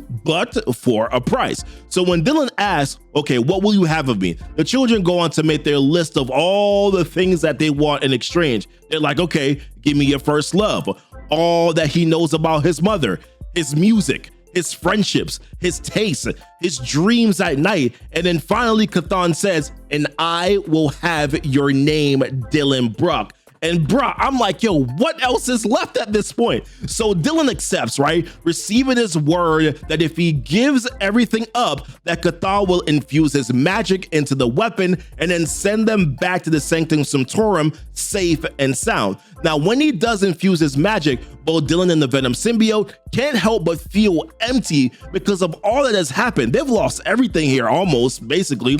And the fact of the matter is, they don't even really know what is actually missing. Now, when they get back to the Sanctum Sanctorum, Strange is trying to wake up Dylan, but then Dylan asks the question, who is Dylan?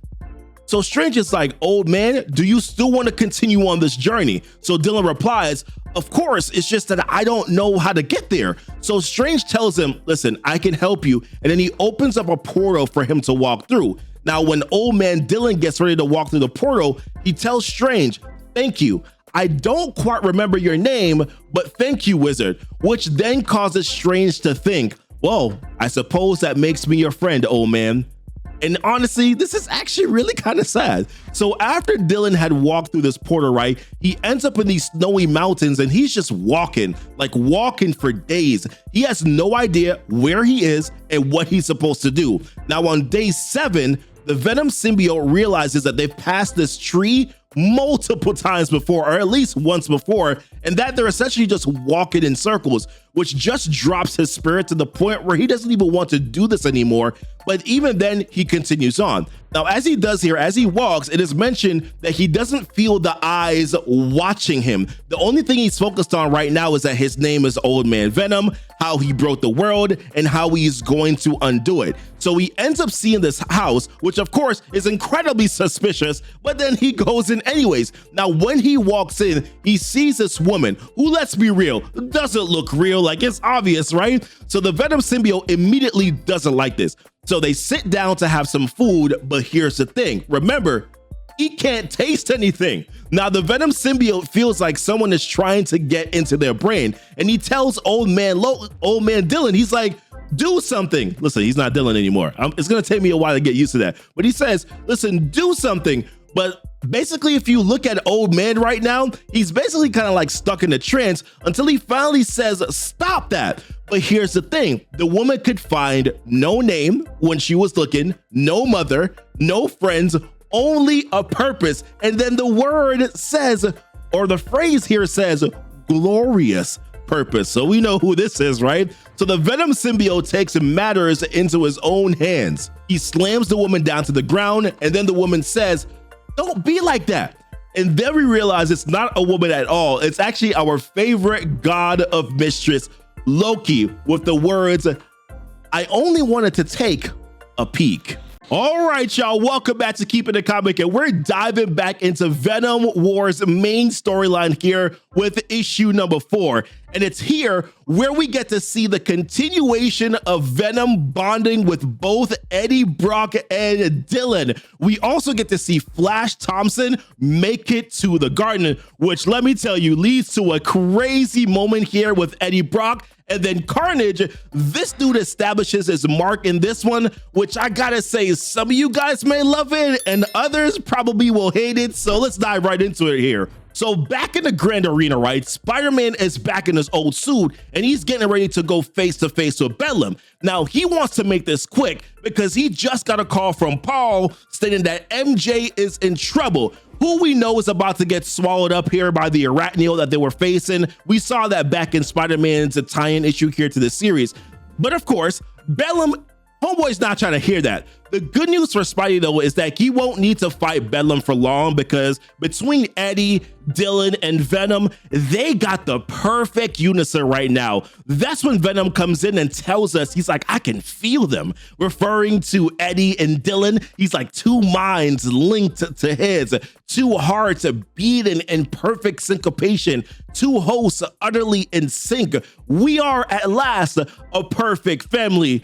Aside from the rage-drunk uncle he mentions, of course. Now Eddie, he drills Bedlam directly in the face, while Venom mentions how Eddie's heart beats as no normal humans can, a steady purr, a dark engine, which makes sense since technically Eddie is no longer a typical human anymore anyways. He also mentions how Dylan's heart beats with all the power of youth, like a drum solo, and how he's so proud of Dylan. In fact, both Eddie and the Venom symbiote are so proud of Dylan, which is when Dylan jumps out and then he goes after Bedlam and slices him right under his neck with the Codex blade. Now, the Codex blade has the power to separate symbiotes from the King in Black Hive. So for Bedlam, who was another version of Eddie Brock, that effectively renders his own substance beyond his own control. And while our Eddie does not want to kill Bedlam, being that they've been through so much together, Dylan Brock, he's like, listen, I don't have a problem doing that whatsoever.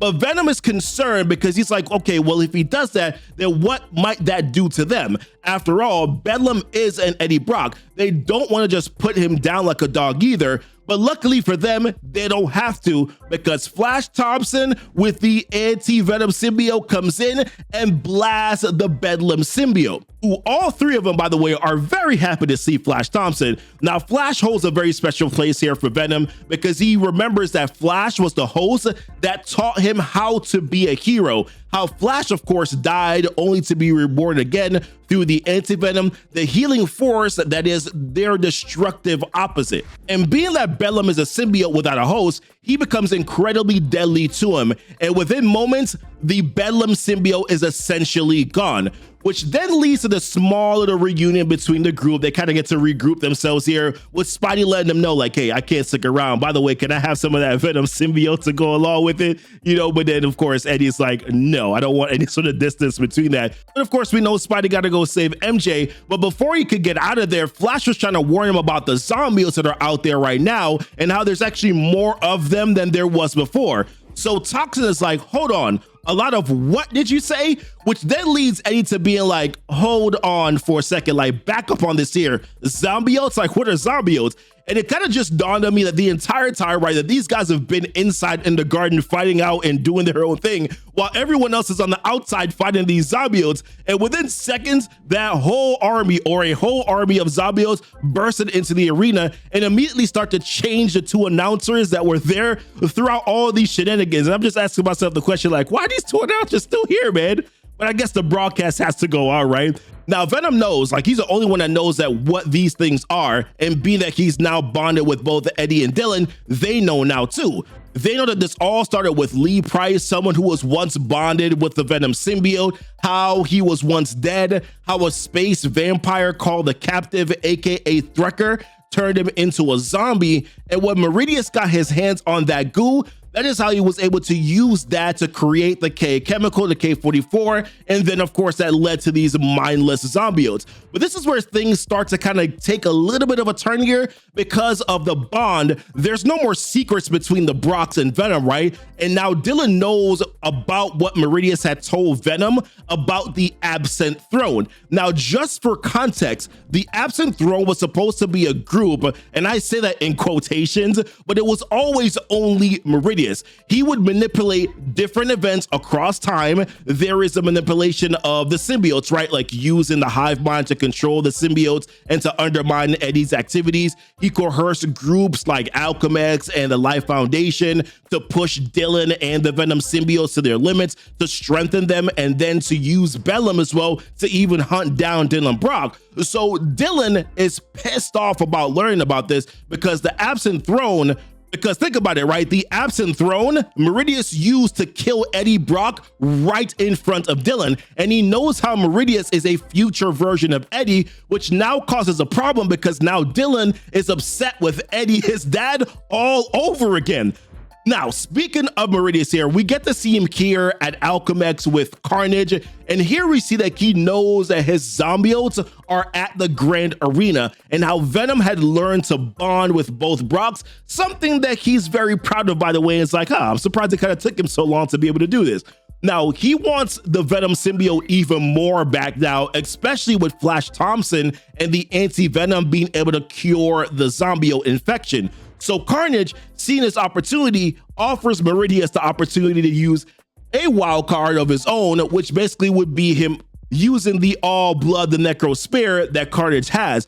But Meridius is like, listen, nice try, Carnage, and kind of just dismisses him and tells him, like, listen, I am not that desperate yet. Now, back with the Brocks and Venom, the bond between them is starting to kind of get fractured a little bit here, because between Dylan's rage about this whole thing and between like Eddie's guilt and everything like that, like it's causing the Venom Symbiote to have a difficult time here, because the Venom Symbiote, he's already having a difficult time keeping the bond going in the first place. He's having to like expend a lot of energy here from keeping his consciousness from splitting apart with this dissension. And the Zombiotes, they also keep coming and coming, and Venom doesn't want them to like ultimately end up making a mistake here. So when Dylan pulls out his blade again to attack some of the Zombiotes, Flash Thompson stops him because he's like, listen, the hosts for the Zombiotes, they're hostages. Well, at least the non-dead hosts, as we know, right? So Eddie teams up with Flash and is able to purge one of the announcers that was infected.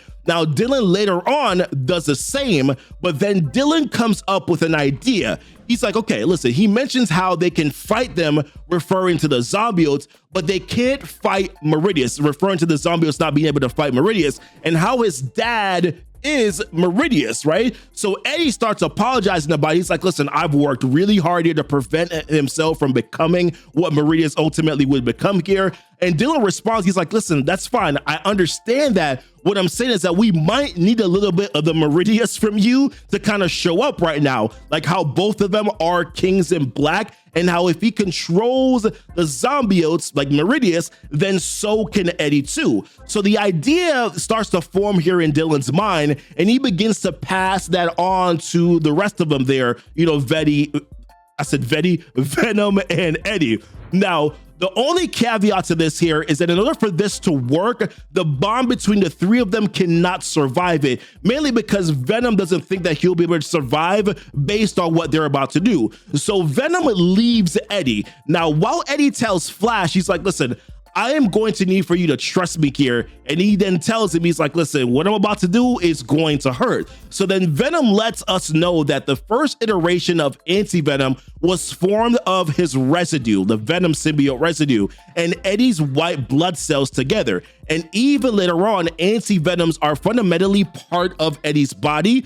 And as King in Black, what belongs to Eddie is under his control. So whether it's symbiote or flesh, he has control of it. And even so, there's some Flash Thompson DNA that's kind of still clinging there, and also Flash's soul also. But with the healing power of the Anti-Venom, how Eddie can isolate the other, which turns Flash, by the way, back into a human again. And you can see him being all ecstatic, like, yo, I'm human again, I'm human again. And I'm not gonna lie to you, Kier, what we see here with Eddie with Anti-Venom right now is dope as heck. Like, this is so dope. Now, for Venom and the other symbiotes, because of Dylan, right, the Codex is not a part of the King in Black hive, and because he can also remove the symbiotes, you know, from that hive, his protection is able to extend to Venom and all the other symbiotes. But all the other symbiotes that are under the King in Black rule are now being touched by the Anti-Venom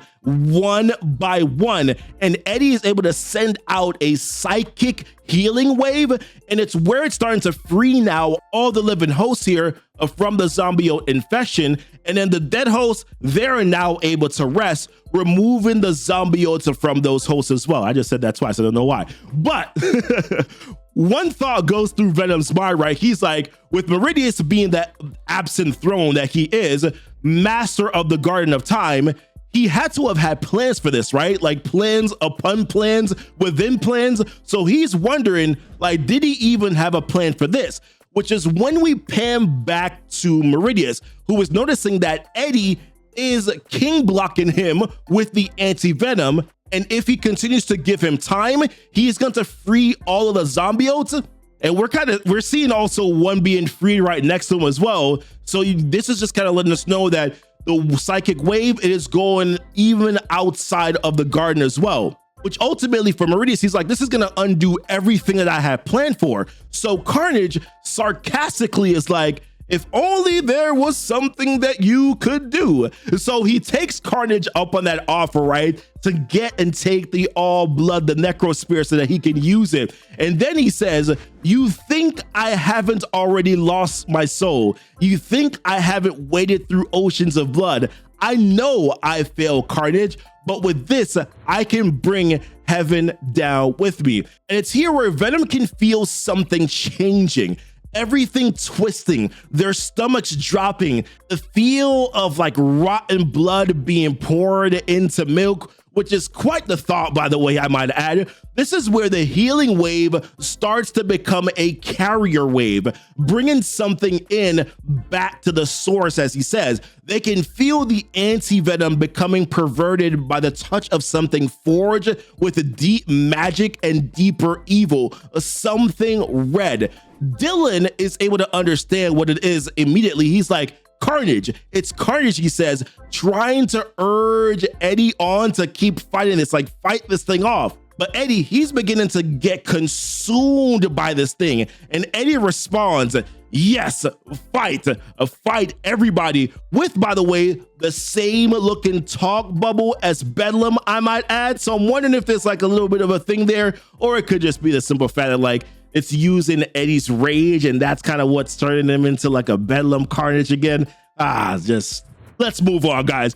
Now, the Carnage infection starts to spread, and it's fast, as Venom says. Now, while Dylan was yelling at Eddie to stop, it's here where we see old man Dylan above our current Dylan saying, I'm sorry, Dad. And then with like the split face, both of them are saying, I am so sorry. And it's here where Venom realizes that this was always meant to happen.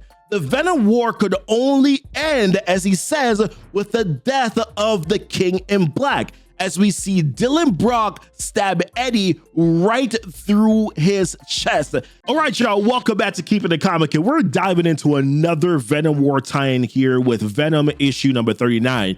Now, this is where we get to see old man Venom, Dylan Brock, meet face to face with Meridius in the past, and what unravels there is amazing. We also understand why Dylan had to go see Loki, as this brings them to Never the Lair, and then we also get to see more of how Dylan plays into this whole Venom War storyline. That concludes, by the way, in the next couple of weeks here, so I'm excited to go through this one. Now, initially here, we start off by seeing Meridius when he had traveled back to the beginning of time, and he's kind of like walking through the history of time here. And throughout this entire time, Meridius has been waiting for the right opportunity to intervene. So he's basically been staying out of the way of man and kind of, as he says, lets them destroy themselves. And he does that here for essentially a millennia. Now, he ends up meeting up with Eddie Brock's parents, right? Carl and Jamie Brock, and introduces himself as Edward. Now, at the time, Eddie's mother was pregnant with Eddie, and he had set himself up as their neighbor to keep watch because, as we will see later on, Meridius here is looking for answers. So we jump back to old man Dylan and the Venom Symbiote, and remember that they had both just met past Loki here at the Jotunheim. So Loki is like, okay, what are you? Talking to the Venom Symbiote here. So Venom, as expected, is like, we are Venom. Which Loki's like, yeah, okay, my guy, there is a mortal man inside of you. And that's when Venom tries to tell him that, listen, okay, I am a symbiote here. But Loki just calls him a parasite, and then he uses his magic to grab him and throw him outside of the house that they were in. Now, old man Dylan is telling Venom, listen, we need Loki, so please don't do anything crazy. But at this point, the Venom symbiote is upset because, you know, he doesn't like anybody calling him a parasite, right? Now, we know in Loki, right? We know that this dude is always up to some tricks here. So the Loki that they were attacking, though, that was just an illusion, right? So in this moment too, Loki realizes that Dylan and Venom are carrying something with them, which, as we know, as we've been following this here over the past few issues, that it's the molten alloy that they got here from Multiman, and they also just got a weapon as well, or a piece of magic here from Chthon, to be able to make that ultimate weapon that they need here in this Venom War. So Dylan lets him know that he will tell Loki everything, but that he needs to leave the Venom symbiote alone because he needs him. Because we know right from previous issues here that Dylan is dying and he needs the Venom symbiote in order for him to be able to stay alive. But Loki thinks that the parasite, as he continues to call him, is controlling Dylan and is making him saying this. So with Venom seeing that Loki is not going to listen, he's like, okay, I guess we're just gonna have to show this dude then. Because the thing here is that Loki is a very important part to making this ultimate weapon. He's like the next part of the plan here. So when Loki attacks them with a dagger, the molten alloy starts to form around him like a force field. And it's really cool, if I gotta say so myself. And it's stated here that they were able to actually see, like Venom and Dylan, that they were actually able to see in the reflection of the metal alloy, the universes that have been long since dead, the worlds through the eyes of Chthon, boundless powers, and unending destruction. So then Loki, he puts his finger out, right? And he's like starting to touch this thing here. And he got like this little like awe and shock and surprise on his face as well. Now, Dylan tells Loki that Doctor Strange had told them that the weapon that they want to make, that it cannot be forged in the light. And that Loki was the one to be able to help them, or at least he could help them, he said, if they were willing to give him a piece of it also. So Loki, knowing far more about what this actual thing that they hold is, and is kind of surprised that Dylan is willing to give it up. And this is where he kind of realizes that Dylan probably doesn't really know exactly what this thing is either. So he's like, okay, yeah, okay, you have a deal. So this is when we flash back here to Meridius, right? So Meridius has made himself a regular friend and sort of like an orderly citizen here as he watches Eddie Brock's life from the very beginning. And here we see and we understand that Eddie Brock wasn't loved much by his father. Eddie was actually 9 years old when he found out that his mother died while giving birth to him. And from that point on, Eddie did everything to try and impress his dad and receive his love. He tried studying hard, he played sports, and at some point in time, man, Eddie was just like, all right, dude, like I'm just gonna stop expecting my father to show up here in the stands anymore. And then later on, when Eddie was almost a man, this is when tragedy happens, right? There was a young boy that was running across the street after some cat, and Eddie ends up hitting him with the car. And his father, like, he was trying to scream for Eddie to stop before the whole thing happened in the first place, but Eddie couldn't hear him. And when Eddie jumps out of the car, man, you can see like what looks like cans of beer. Like, oh my god, like this whole story of Eddie Brock as a child is just a tragic story and was really kind of a sad part of this entire issue here. And it's here right now where like Meridius says something that I thought was interesting. He's like, this is the moment when he saw that Eddie went from neglected teenager to monster. As in, this pain was always in Eddie. That's what allowed him to be able to kind of form with Venom, right? That's some kind of reading between the lines here. And Meridius wonders, he's like, to what extent this human has affected him? What, if anything, remains of the Eddie Brock within him now? But before he goes on here, we jump back to Dylan and Loki, old man Dylan and Loki. And this is now where they're at Fender Forge here in Neverdallaire, which is a place, of course, that has produced some of the strongest weapons, right? Like Thor's hammer, Stormbreaker, you can go on and on. So Loki, he lets him know that, just as Strange had said, that the weapon cannot be forged in light. So they're gonna have to make do here in the shadows. So Loki asks a question, how many weapons do you need? And then Dylan says, well, as many as you can. So after Dylan takes some time to rest, though he really couldn't sleep in that moment here, Loki comes to him and lets him know that it's done, like everything is all set. And he tells Dylan, 2 for you and then 1 for me, which made me laugh because Dylan was like, only 2 at first. And then we see like Loki holding this whole big whole little dagger here while Dylan got these 2 little small looking bullets. And I'm just like, this is very much a Loki thing to do. The god of mischief himself of course, this dude was going to take advantage of the situation, right? So then shortly after that, Loki uses his magic and then sends him back to Midgard, which is when we see Meridius following Eddie Brock while he's working as a journalist, and he's also here with Anne Wing. This is where we also get to see that once Anne had delivered Dylan Brock, that she didn't tell, of course, Eddie about it. She gives Dylan to Eddie's father as well, which Meridius cites is basically history repeating itself all over again with Dylan Brock. And then it dawns on him, he's like, hold on, Dylan, that's it. Because Meridius had seen Dylan before, the old man version of him, which he didn't recognize before was Dylan. And he remembered that he had followed old man Dylan to see Doctor Strange. And of course, we know Doctor Strange is the one that took old man Dylan to see Chthon.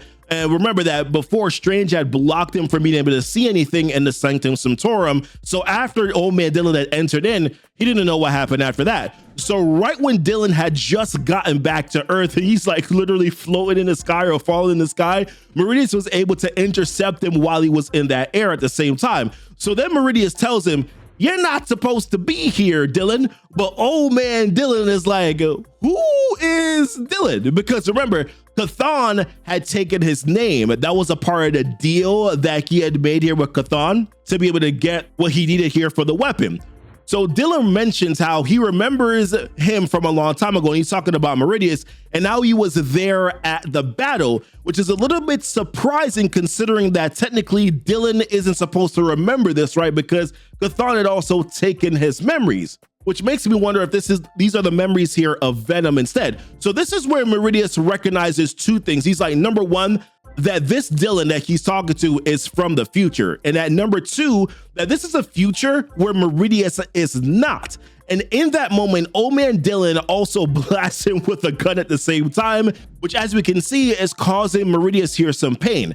Now, Dylan is trying to run away from the scene here while he believes that he is stunned for a moment. Like Meridius is like suspended in the air. So he's like, yo, let me book it and try to get out of here. So then Meridius is able to like regain his footing, and he tells Dylan, yo, I am the king in everything. And then he uses his tendrils that he looks like he's like conjuring him up here from the ground. And then he yanks Venom back. And also he's using them at the same time to be able to get into Venom and Dylan's mind. Now, if you watch my video here where I cover Venom War Carnage, the very last issue here of the tie-in for Venom War Carnage, you knew that Meridius had already gotten into old man Dylan's mind here, but this is where we see to what extent and what information he was able to get, or it clarifies a little bit more as to what that is.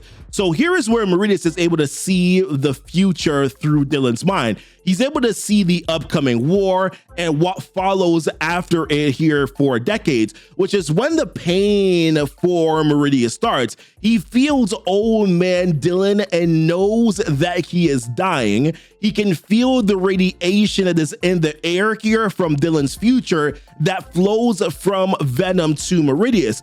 It feels like poison in his blood, and Meridius can only ask, what is this? And we know from Venom War Carnage that he had shared how he was able to kind of like harness this, right, and be able to use it as a weapon for himself here in the present time for his K-44 and all that.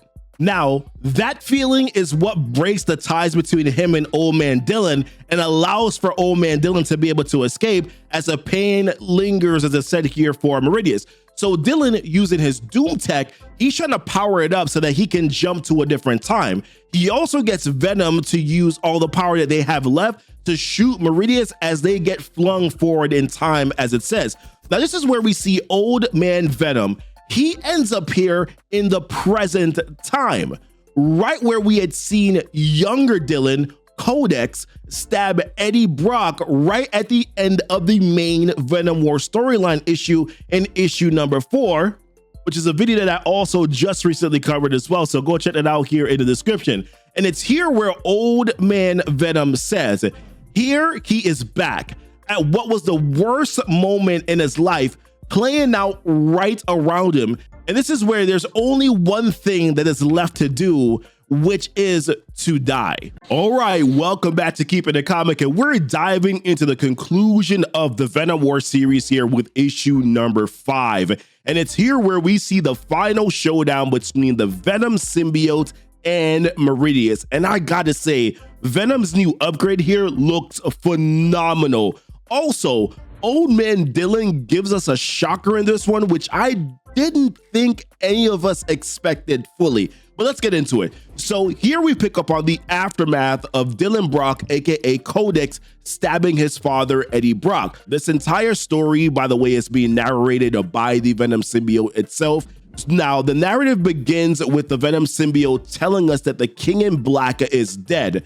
Eddie Brock survives because where Dylan stabbed him missed his heart. Now, the Codex blade, as we know, that's wielded by Dylan, severs symbiotes from the King in Black hive. Eddie, after all, is a human symbiote, but now he's cut off from his own hive, removed from his power. He's only human once again, and the King in Black is dead. But there's another King in Black that is still out there, and here comes in Meridius. Now, Meridius enters wielding the All Blood, the Necro Spear here from Carnage, and he tells Eddie, "I need my other back," referring to the Venom Symbiote now bonded with Dylan. He needs what it's learned for the next generation of zombiotes. Venom, along with Meridius, will be the ones to remake this world in Meridius's image, and now he plans to use the touch of the Necrospear to get Venom on board. So then Meridius, he hurls the Necrospear here at Dylan, and it's almost like time stands still here because the Venom Symbiote wonders, he's like, yo, who will save us? Toxin is screaming, but he can't reach them in time. The Bedlam Symbiote is still unresponsive matter on the ground. Flash Thompson, who was turned into the nude red-looking zombiote, he can't help.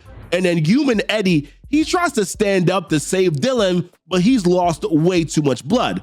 But remember, Old Man Dylan just showed up from the last issue, right? And he fires off a round from his gun and tells Dylan, "Here it comes, kid. Eganrak." Now, Eganrak is what he calls the magic bullet. Remember that magic bullet here was infused with Molten Man's Molten, imbued with Cthulhu's magic, and forged in Neverdalir. It hits Dylan in the back, piercing through his skin. Now, in both the Venom Symbiote and Dylan's mind, they see flashes of Old Man Dylan's memories. Every deal he made with every devil, past, present, and future, including the Venom Symbiote and Dylan himself. Now, Old Man Dylan promised that he would make them a weapon. The gold starts to cover their entire skin in less than a second, and as you can see, he's basically turned them into that weapon with the golden bullet, and here is where we see the new golden Venom, which, like I said, it looks really good. Now, when the Necrospear hit Dylan and Venom, it fell to the ground. Now, as they launch at Meridius, we get an explanation here of what Eganrak means, and it's defined as the anti-Carnage. Now, this part is actually kind of funny here because Venom goes to choke Meridius, and Meridius says, "What are you doing?" And then Venom replies, "It's called a choke slam," and he slams him aggressively to the mat here. But then Meridius quickly takes off his cloak and tells Dylan, "Look at me, I'm your father." He shows his face to look like Eddie as well, and both of them, they get real stupid and they hesitate right here because Venom thinks Eddie is Dylan's father, my most beloved host, even this Eddie, even Meridius, which, to be fair, like, Venom kind of looks like he knows that this is dumb, but he does it anyways. But that was enough here to give Meridius the upper hand, and he even says, "I can't believe you fell for that." Yo, me too, Meridius, me too. So then Meridius tells them, "Here's a father's mercy. I'm just going to kill you, son. End it cleanly. It's the rest of you that will suffer." And he brings back up Venom World here and how that is the world that they will see if Dylan keeps the symbiote. And for Meridius, what he wants is a Venomverse. Every world, a garden. Every world, a cog in his great machines. He thinks he's evolved, how he hates Eddie Brock, but acknowledges that Meridius was always in Eddie too. So then pure human Eddie tries to save Dylan. He steps in and he wraps up Meridius. Now Meridius throws him off and they have a little back and forth, their little chitter chatter here, which serves as just enough of a distraction here for both Venom and Dylan. And they take the all blood, the Necro Spear, and they start to form something of their own. Now, in the meantime, Meridius doesn't play around here. He stabs Eddie through the stomach as if Eddie, listen, hasn't dealt with enough pain today. Like, my goodness, man. He then tells his zombiotes to drag Eddie out into the world, into the streets here, so that he can see what he's created as some form of torture here. Now, as the zombiotes take Eddie out into the streets here, Venom takes the new golden all blood, the Necro Spear, and then he stabs Meridius with it. They can now feel Meridius dying. Along with Meridius, everything that he has created, the zombiotes that are out in the streets, they're also starting to die or melt away. You know, same difference here, right? And then we also get a glimpse again here of Lee Price. Now, as we know, he used to be bonded with Venom as well in the past, and we see him behind a containment facility here as he was the first subject or sample that was used to create the zombiotes here. And I don't think that us seeing Lee Price was just for this moment. There's something else that he's going to be looped into, I think, here as a theory in the future. Now, technically, the war is over, but it doesn't mean that Venom is done yet. Dylan begins to speak through the Venom symbiote. He mentions how the zombiotes are finished, but they dragged Eddie out there and how he's bleeding out and that they need to find him and heal him. Now, Flash Thompson, he's like, listen, I got it, because he's like, I have the anti-Venom symbiote back now. I can take care of the healing. But then things get really interesting. As Dylan goes to thank old man Dylan responds, thank me? For what? Don't you get it, kid? And he continues, the big bad who made my future happen, the big domino that started the whole topple, I told you what you wanted to hear, kid. What you expected to hear, which was that Eddie Brock started it. How it all started when I beat Meridius tonight, when I took Venom back. But now that won't happen. I fixed it. I can rest. I'm sorry, kid, but that bullet had your name on it. And he says this while old man Dylan starts to disappear. And here is where we're reminded, right? Or I guess I'm reminding myself here that Dylan was willing to sacrifice himself to prevent his future. The future that he was trying to prevent was a future that he himself created. So in order to be able to stop that, yes, he needed to stop Meridius, but he also needed to make sure that he stopped himself from ever being bonded with the Venom symbiote again by killing the Venom symbiote. And ultimately, he was thinking it was going to kill Dylan as well. But then Venom starts to understand that when matter and antimatter meet, that they annihilate themselves and anything around them. That when Carnage meets the anti-Carnage, they do the same. They destroy themselves and any symbiote connected to them. And in this moment, the gold begins to turn black, not the sleek, slippery onyx of a healthy symbiote, but the black of a gangrenous wound. Then he realizes something. He's like, I'm still with Dylan, and Dylan is part symbiote too.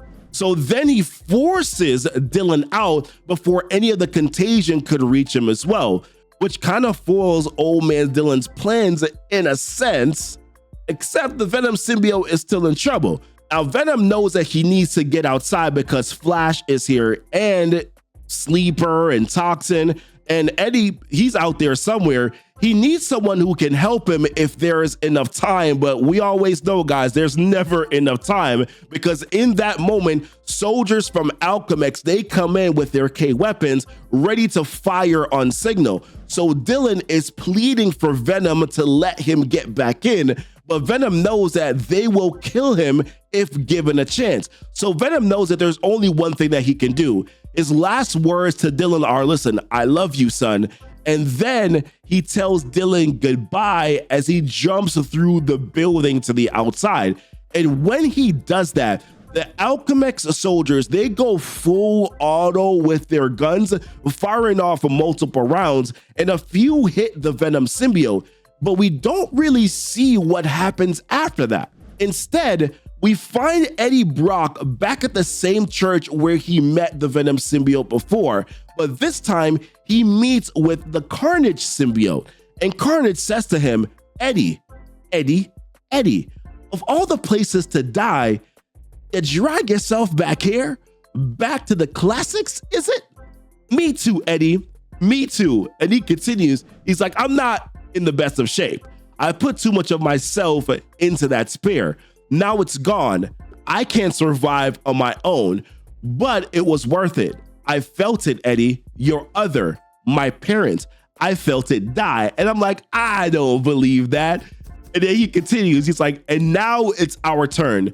You look how I feel, old friend. There are warm bodies outside to sustain me briefly, but if I could just get a host, an experienced host. Now, of course, Eddie is like, screw that, bro. But then the Carnage symbiote replies, Eddie, you're dying. I'm dying. What choice do we have? I'll even let you set the terms. We know that's a lie, right? And then he says, come on, what do you say? Can the two of us make a deal?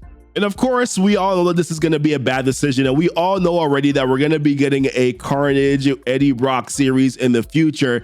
And that essentially here is a conclusion of the Venom War. And I got to be honest with you, I have a lot of mixed feelings about this, right? Like, number one, I felt like Meridius didn't really live up to his name as the big bad here. I felt like this series could probably benefit from another issue where we get to really see Meridius do some serious damage. I also thought that throughout the series, the Venom symbiote didn't really get much interaction with Eddie Brock. So that to me is a little bit disappointing as well. However, I do think that they did a pretty good job here of closing the Old Man Dylan arc. I actually found myself being quite fond of Old Man Dylan's story from the main Venom issue. I also like how in a way it kind of sort of resets some of the other symbiotes in a way, because Carnage was essentially becoming too strong, right? So now they're kind of dialing that back a little bit here. Sleeper, Toxin, they're kind of in their own lane. They've reset some people who already had previous symbiotes before. So in a way, they sort of kind of reset things in more of a grounded way in a sense. I am disappointed that it seems that neither Eddie or Dylan will ever bond with Venom again. I don't know if that's the case here. I think potentially we could see Lee Price become the all-new Venom. I don't know how people will take towards that here, but I do see that as a possibility. But I'm curious, guys, let me know what your thoughts here about this whole Venom War series so far. I would probably say this is like a 7.5 out of 10 in terms of the close, but I'll give it an opportunity here to see what happens in the future. Like and subscribe to the channel if you haven't done so already here. Check out our other videos here on the channel where we've covered over 20 Venom War story issues here, tie-ins and all that, guys. Follow us here on social media. And as always, thank you so much for kicking it with Keepin' It Comic.